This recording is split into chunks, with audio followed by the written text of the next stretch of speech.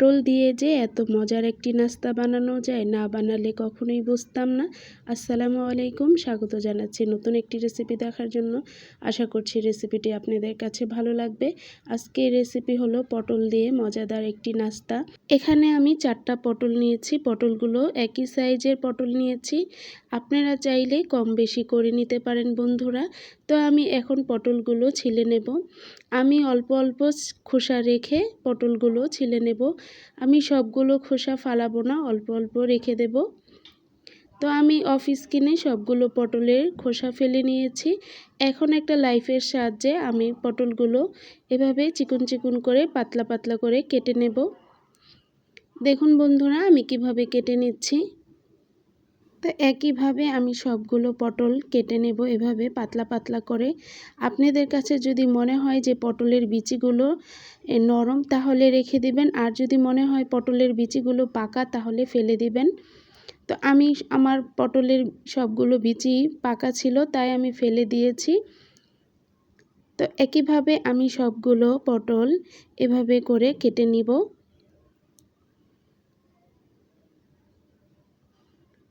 দেখুন বন্ধুরা আমি সবগুলো পটল ভালো করে কেটে ধুয়ে নিয়েছি অফ স্ক্রিনে। দেখুন আমি সবগুলো পটলের বিচি ফেলে দিয়েছি।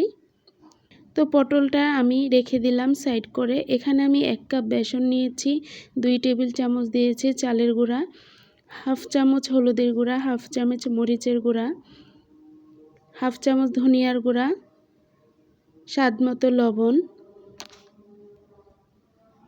অল্প একটু বেকিং সোডা দিয়েছি আমি এখানে, হাফ চামচ আদা রসুন বাটা দিয়ে ভালো করে মিক্স করে নেব। এখন অল্প অল্প পানি দিয়ে একটা বেটার করে নেব। বেটারটা বেশি পাতলাও না বেশি ঘনও না, মিডিয়ামভাবে করে নিতে হবে।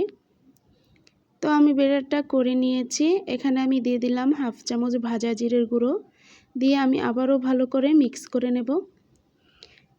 এখন মিক্স করা হয়ে গেলে আমি 5 মিনিটের জন্য রেস্টে রেখে দিয়েছিলাম। এখন চলে আসছি 5 মিনিট পর। এখানে আমি একটা ছোট গ্লাস নিয়েছি। এখন বেসনটা এর মধ্যে নিয়ে নেব। এভাবে বেসন যদি গ্লাসে নিয়ে তারপরে পটলটা চুবানো হয় তাহলে পটলটার মধ্যে অনেক সুন্দরভাবে বেসনটা লেগে যায়। দেখুন বন্ধুরা, তো আমি আগে থেকে চুলায় একটা প্যান বসিয়ে পর্যাপ্ত পরিমাণের রান্নার তেল দিয়ে তেলটাকে হালকা গরম করে নিয়েছি। গরম হয়ে গেলে বেসনের মধ্যে পটল চুবিয়ে এভাবে করে দিয়ে নিতে হবে। দেখুন বন্ধুরা আমি কিভাবে দিয়ে নিচ্ছি। চুলার জালটা অবশ্যই লো হিটে রেখে তারপরে পটলগুলো ভেজে নিতে হবে। ভিডিওর এই পর্যায়ে আমার সকল বন্ধুদের কাছে আমার একটাই রিকোয়েস্ট, প্লিজ একটি লাইক দিয়ে আমার ভিডিওটি দেখে নেবেন, আমার চ্যানেলটি সাবস্ক্রাইব করে আমার পাশে থেকে যাবেন বন্ধুরা।